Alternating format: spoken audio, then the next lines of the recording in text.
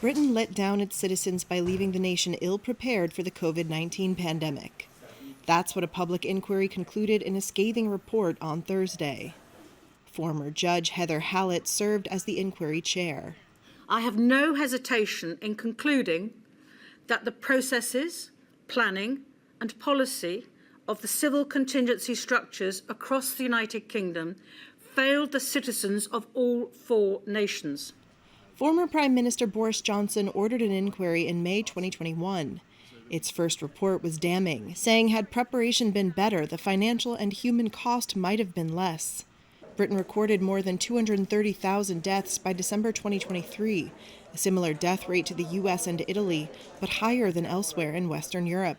In 2019, it was widely believed in the United Kingdom and abroad that the UK was not only properly prepared, but was one of the best prepared countries in the world to respond to a pandemic.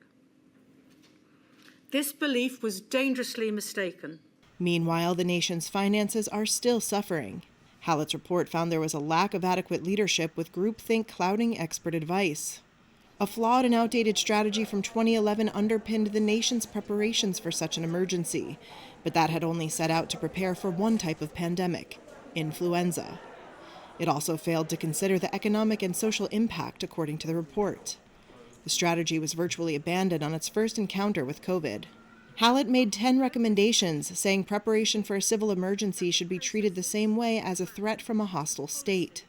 Unless the lessons are learned and fundamental change is implemented, the human and financial cost and sacrifice of the COVID-19 pandemic will have been in vain. The campaign group COVID-19 Bereaved Families for Justice UK welcomed Hallett's recommendations, but said she had not gone far enough in addressing the issue of health inequalities that had made the UK more vulnerable.